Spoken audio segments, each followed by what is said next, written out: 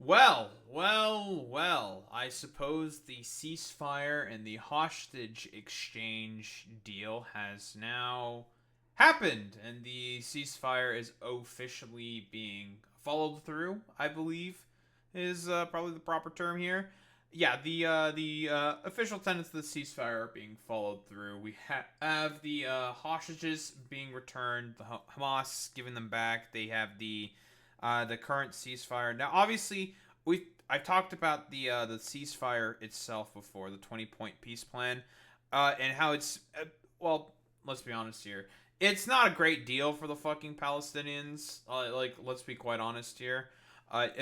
Essentially, they're being forced to have to sublimate themselves to essentially the Lord Balfour of our fucking time. That being both Donald Trump and also Tony Blair. Up until some path to fucking state can happen, I suppose, for lack of a better term. And here's the thing that I ultimately have that is one of my main issues and criticisms in terms of this fucking ceasefire. The main fundamental structures of apartheid, the state of Israel, are still going to carry out attacks. They are still going to fucking discriminate against the Palestinians. Nothing has essentially been really worked out. And a lot of the details within the actual ceasefire itself are rather kind of wishy-washy. And not 100% clear how they're going to exactly be enforced. So it's one of those situations just like, is this ceasefire going to hold in the way that these people think it's going to hold? Personally, I don't really think so at all. I'll be quite honest. Like, I don't see this necessarily working out as well as these people may think. But, I've been proven wrong before. Anything can potentially happen. And maybe, just maybe, there will be a lasting peace within Gaza. Personally, I don't think so, really. Given the fact that I think Donald Trump alone this year, for sure he's given about $12 billion and has circumvented Congress before to give Israel money in order to have them continue the ethnic cleansing and the genocide. I'm just genuinely quite surprised to see that Benjamin Netanyahu and also a sort of the associated state of Israel is also trying to go ahead with this ceasefire. Because again, we talked about this before, but Benjamin Netanyahu wants to basically do everything possible to maintain the sort of cabinet under his control, simply due to the fact that what does he want in essence? Well, he wants to make sure that the current corruption charges that are swirling around him are kept at bay, specifically. And that's why he started just bombing the shit out of literally everyone fucking possible. Whether it be the Lebanese, the Iranians, the Yemenis, obviously Hamas and the Palestinians. He was just bombing the shit out of literally everyone. He also bombed the fucking Qataris, for fuck's sake. It was that bad. And he was just basically going after whoever he can seemingly get his hands on in order to just make sure that he can maintain that war council for as long as possible, for the express purpose of just staying in power for as long as possible, to not have those corruption charges. The dude literally risked World War III just to stay in power, which is genuinely insane. But yeah, what do we have here? The miraculous homecoming. Jubilation as vans carry freed Israeli hostages back into Israel. And the moment, the massive crowd that... I'm surprised they were even able to live that long. That's incredible that they were able to live, considering the starvation that Israel was carrying out. As well as the fact that Benjamin Netanyahu has also bombed hostages before. He's three of the hostages who were waving white flags and they had their hands up and they were not armed also got shot and killed by the Israelis. Unironically, it's just when people are saying how psychopathic the Israeli government is, that's what they generally mean. Packed Hostage Square all night, erupts in cheers. Hostage Square. Now here at Hostage Square, everyone's looking at the skies because a military helicopter carrying some of the hostages flying over Tel Aviv right now. All day, the emotions pouring out. After 738 days, many in underground Hamas tunnels, 20 Israelis are finally back home. 2 years ago, the world watched in horror at these images. Hamas terrorists abducting Noah Argamani onto a motorcycle as her boyfriend is also dragged away. Noah was rescued last year.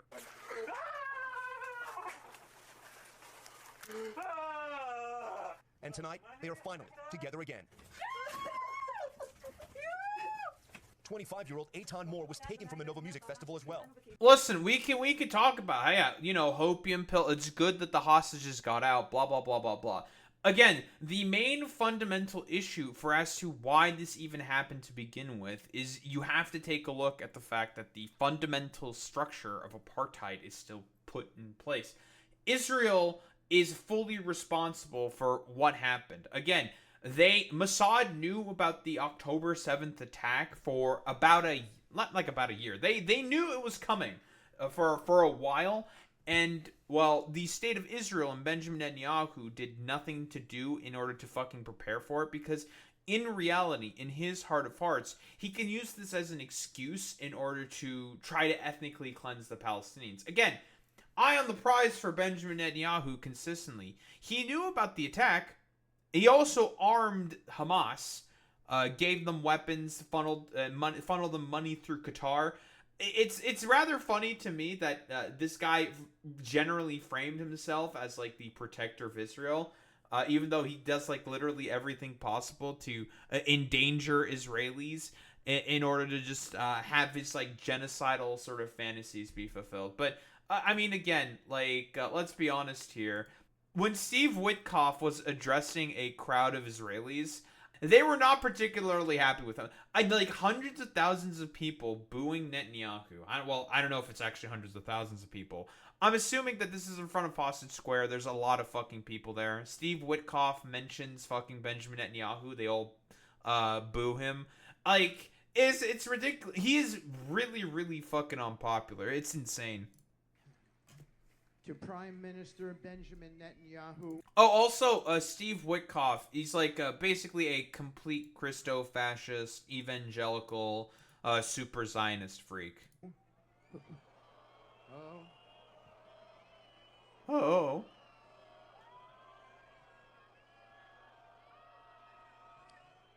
Okay. To Prime Minister Benjamin Netanyahu. Man, they hate him. If the coalition for Benjamin Netanyahu collapses, and I think I don't think it's gonna last very long, for much longer. Let's be honest here, considering the fact that the quote unquote war is over. He's not long for this world. I'll be quite honest. Like his ass is fucking grass. I'll be quite honest. Like he's not gonna be able to stay into power for very long. I think. Okay, let me just finish my thought. I was in the trenches, guys. Let me just finish my thought. Let me just finish my thought. I was in the trenches with the Prime Minister. Believe me. Please let me finish.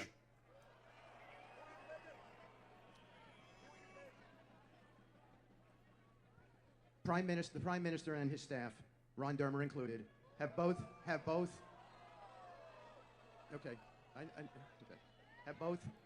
have both sacrificed so much for this country and devoted their lives to the service of Israel. Their dedication to the history and destiny of this nation. Yeah, you know, the dedication of Israel, basically, like, what if we just arm Hamas through Qatar in order to just have them as a foil, so we have excuses to keep attacking the Palestinians? Yeah, these guys are truly big fucking fans of, the idiotic bullshit that Benjamin Netanyahu was pulling. Stands out tonight. They've given everything, their time, their energy, and their hearts, to building a safer, stronger future for the Jewish people. Their commitment to this country has never wavered, and it never will. We thank you. The President thanks you. Thank you. Sure, man. Yeah, okay, whatever. Nice meme. But I mean, you know, over 20,000 Palestinians killed since January. Of course, it's from our boy Mehdi Hassan.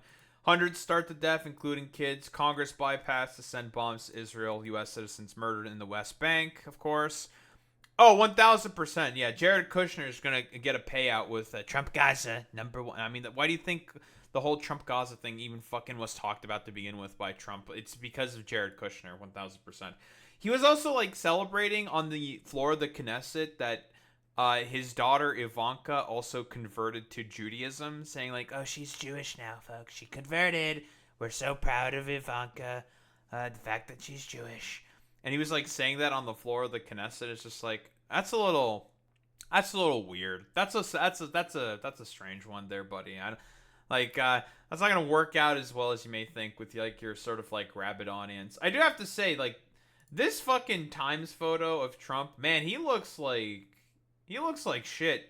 You got like the nussy is fully exposed. It looks like he's bald because of the sunlight in his hair. It's fucking hilarious, objectively speaking. Very, very fucking funny image. But yeah, there was like a U.S. citizen also got killed in the West Bank. I don't remember what her name was, but she was, I think, protesting or something in Israel, and the IDF ended up fucking killing her. But we'll see if in reality, because let's be honest here, the Trump administration is going to whitewash this under basically every circumstance. They're going to talk about, oh, how Trump did a perfect, fantastic job in terms of, I don't know, guaranteeing the safety of the Jewish people, the Israeli people, peace in the Middle East. Well, in reality, let's not forget about the toll and the sort of people who had to suffer and pay the price of, Trump specifically bypassing the annals of Congress in order to send more money to the Israelis in order to bomb people, and basically negotiate a peace plan that actively snubs the Palestinians yet again. This peace deal it's not a good deal. It's a pretty fucking bad deal. It's a complete nonsense shit show of a deal, where the Palestinians are basically going to be completely fucked over, honestly, for lack of a better term. Like, the deal that they're getting out of this is not great. It's essentially they're being forced to sublimate themselves to Israel, and they're being forced to basically be like, well, I mean, if we don't capitulate, we're all gonna fucking die. So, we might as well just fucking capitulate for, honestly, I don't even know. Like, maybe, like, some attempt at building a fucking ceasefire, building a better future for the Palestinians. But I'll be quite honest, I am not particularly optimistic about this. Like, will the ceasefire hold? I mean, on the day of the ceasefire being officially made, Israel was also still bombing within Gaza. Will it hold? I am very skeptical of it, to be quite honest.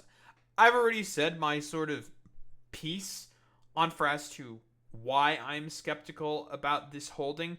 And the reason for that specifically is simply due to the fact that the ceasefire, the sort of like necessary mechanisms for it to basically, I suppose, just stay in place, I think, maybe for like lack of a better term, are essentially like for the Palestinians to basically completely sublimate themselves to Trump, to Tony Balfour, aka Tony Blair, the new Balfour of our time. A bit of a Freudian slip, I suppose, there.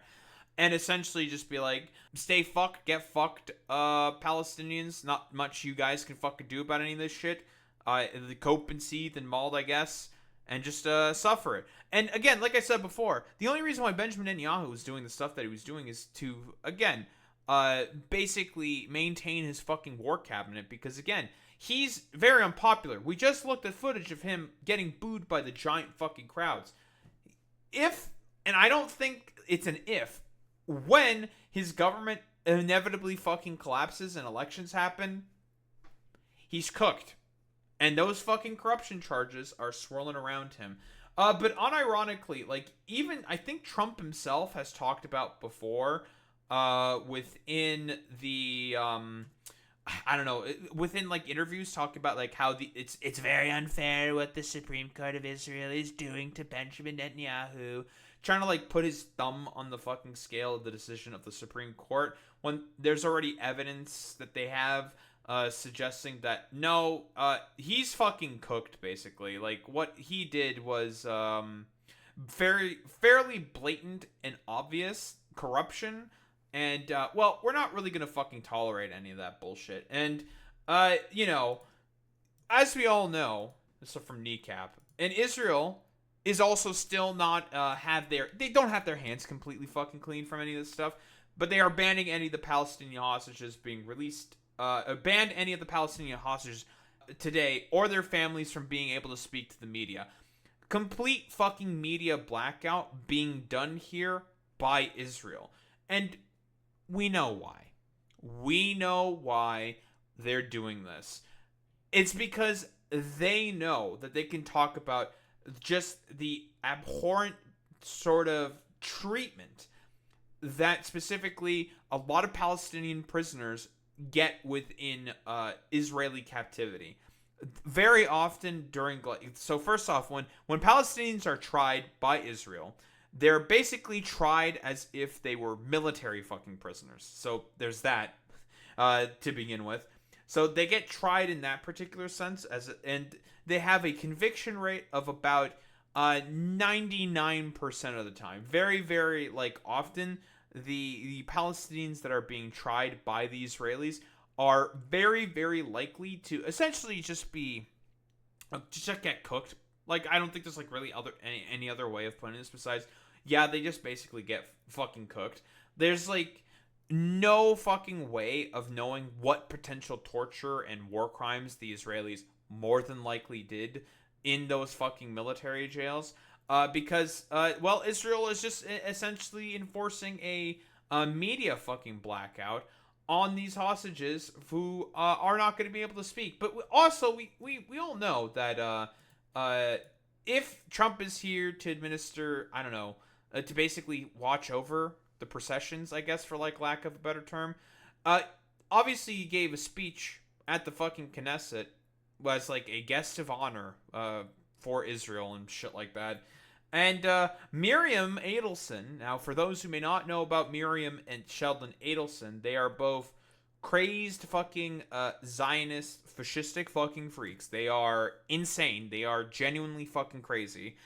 And basically, for lack of a better term, I think during the first Trump administration, yeah, they are casino billionaires. Maybe that's why Trump might be jealous of them. Okay, they know how to run a casino. But during the first Trump administration, Sheldon Adelson gave about, I think it was $100 million during his first administration in order to basically give not only the Golan Heights to Israel, which he did, but also to move the capital of Israel to Jerusalem, to move the embassy there and recognize Jerusalem as the capital of Israel. Should be fairly obvious why that is incredibly fucking stupid and why that might cause a lot of tensions for a lot of the religious groups that are in that fucking area. Jerusalem is a holy city for all fucking Abrahamic religions. All of them have important fucking religious sites. We all know about the Al-Aqsa Mosque, for example. That's in East Jerusalem. Part of the reason as to even why a lot of the tensions began in the first place is because of this complete utter buffoon basically saying we are going to move the embassy of the U.S. to Jerusalem and re-recognize it as the capital. And it's just why the fuck would you do that? Because it just it pissed off everyone except Israel. And we now know why he was so adamant about that particular position. It's because he was getting paid off by Zionist fucking billionaires. That's why. And Miriam Adelson now, the widow of Sheldon Adelson. Sheldon Adelson died, Packwatch Rip Bozo, and she gave about $120 million to Trump, to the Trump campaign, in order to, okay, well, you gave us, not only did you move the embassy, you helped secure more territory, because the Golan Heights being recognized as Israeli territory, that was just a little fucking cherry on top. Now the next thing for the Israelis to focus on, because like I said before, this shit ain't over with the fucking ceasefire. Illegal settlements within the West Bank are still going on. Abuses of the Palestinian people within the fucking West Bank were still going on. So this shit's not fucking over under any fucking circumstance. There will still be further abuses of the Palestinian people being perpetrated by the Israelis. This is not over.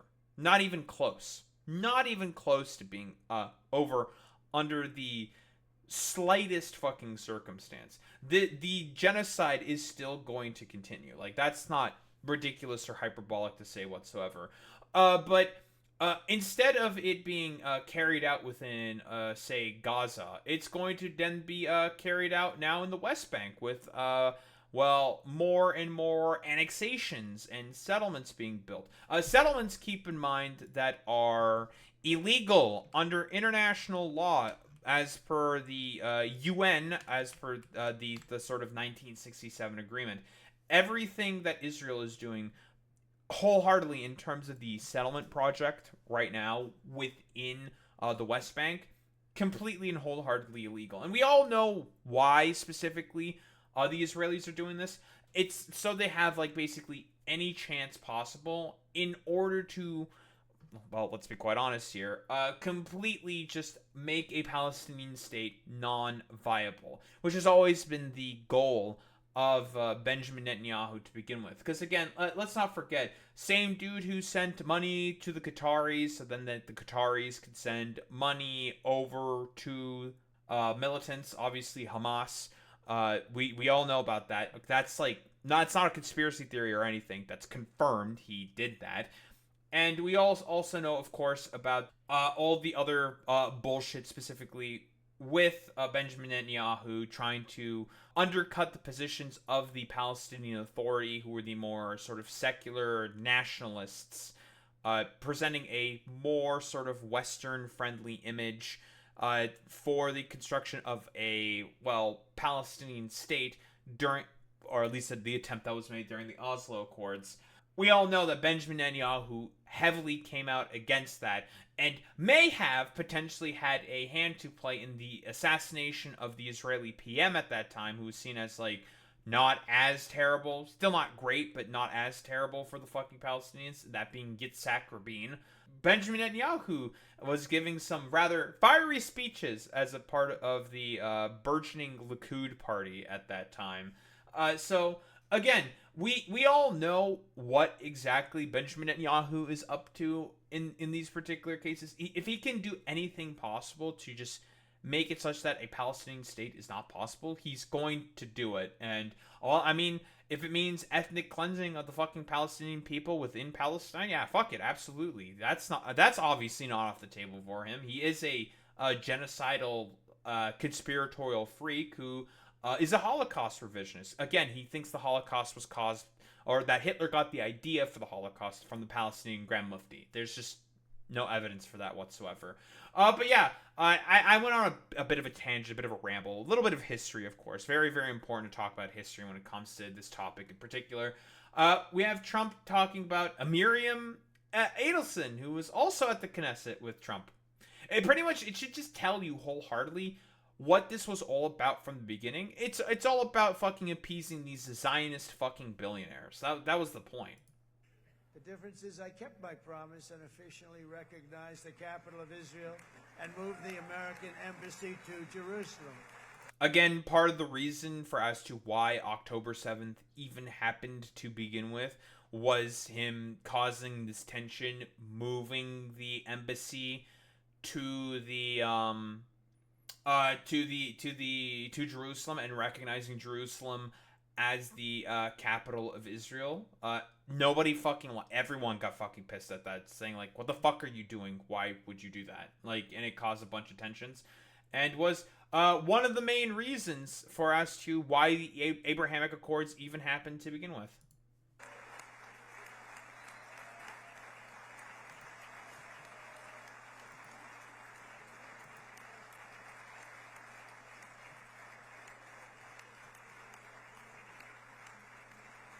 Isn't that right, Miriam?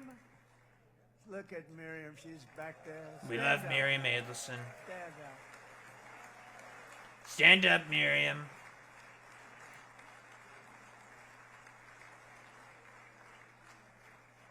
Miriam and Sheldon.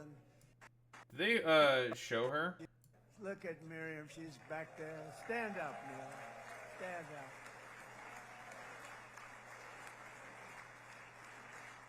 They show Miriam. Miriam and Sheldon would come into the office. They'd call me It called me. I think they had more trips to the White House than anybody else I can think of. Look at her sitting there so innocently. She's got $60 billion in the bank. $60 billion. And she loves, I think she's saying no more. And she loves Israel, but she loves it, and they would come in, and her husband was a very aggressive man, but I loved him. He was a very aggressive, very supportive of me. And wonder why he was supportive of you. I wonder why he was supportive of you. It's really funny how Trump also did like the sort of dual loyalty trope while he was like praising Miriam Adelson. Just for reference, Miriam Adelson, she's you know, Mar-a-Lagofication is an insidious fucking disease. It is an insidious specter that affects all of us. How old is she again? Is she like, she's got to be up there in fucking she's 80 years old. She's like a complete fucking freak, complete like Zionist, fascist, like weirdo, and will basically do anything possible in order to help justify the fucking genocide and ethnic cleansing of Palestinians. They are not, like, the Adelsons are really, really fucking bad. And a lot of the reasons for as to why Trump was as aggressive in Israel foreign policy as he was is because of the fucking Adelsons. But then we got a fucking protest erupting in the Knesset. A member of them yelling at Trump. I wonder what was said. I'm curious. Respect him, and they somehow can relate to him. I've known him for many years, and I've seen it over and over again. להוציא את חבר הכנסת עודה, להוציא אותו מהאולם, להוציא אותו מיד, החוצה, החוצה. Please expel this Knesset member. Please expel this Knesset member. להוציא גם את חבר הכנסת כסיף. להוציא את חבר הכנסת כסיף. Damn, no protest. Knesset member Kassim Crazy. out of the hall. Please expel him immediately.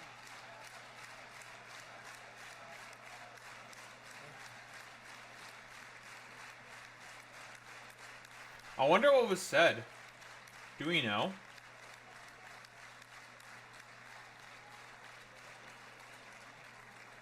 We all know that Benjamin Netanyahu is partially responsible for a lot of the fucking suffering that's going on there. I mean, he's bombed fucking hostages. He has blood on his hands, obviously.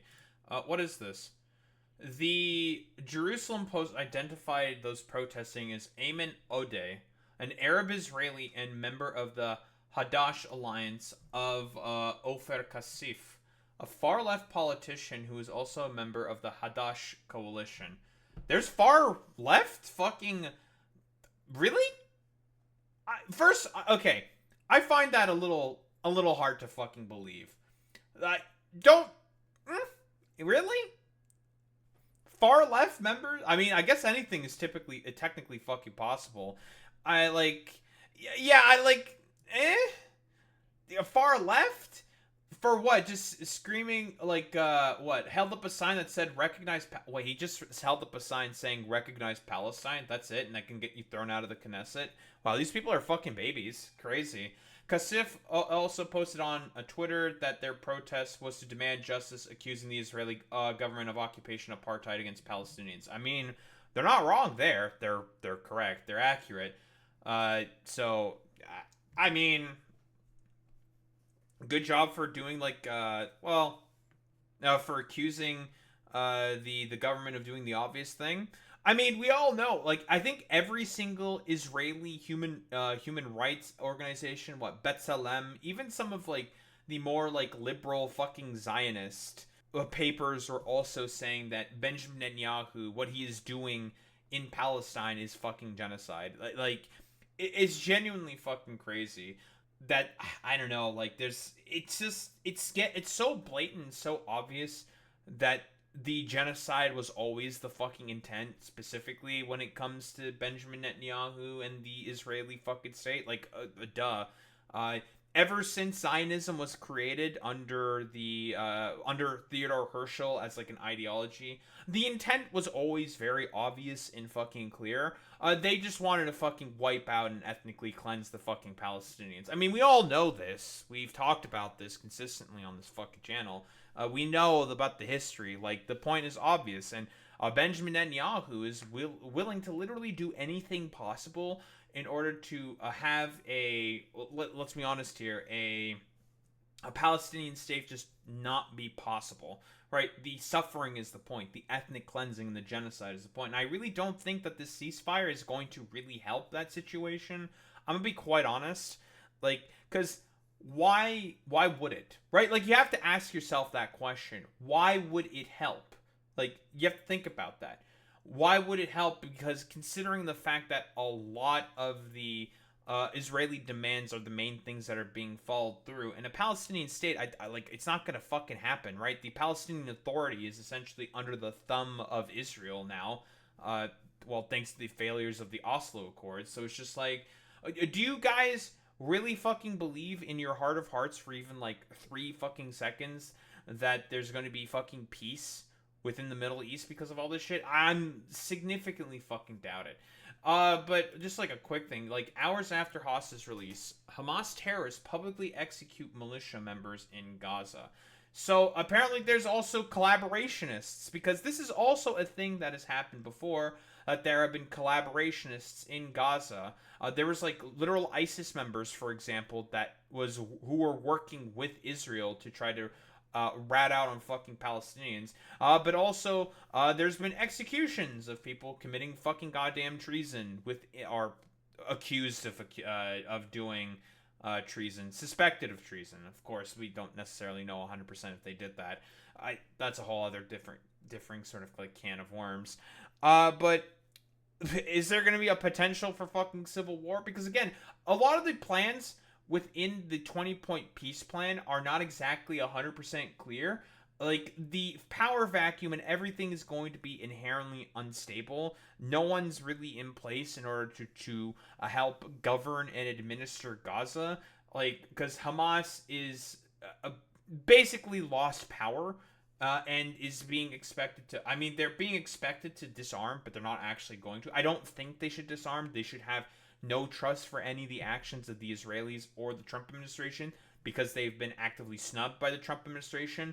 And Benjamin Netanyahu has been the main guy getting in the way of any, like, ceasefire efforts consistently. So none of these people should be trusted at all whatsoever. So, again, everything that should be taken with an absolute fucking grain of salt.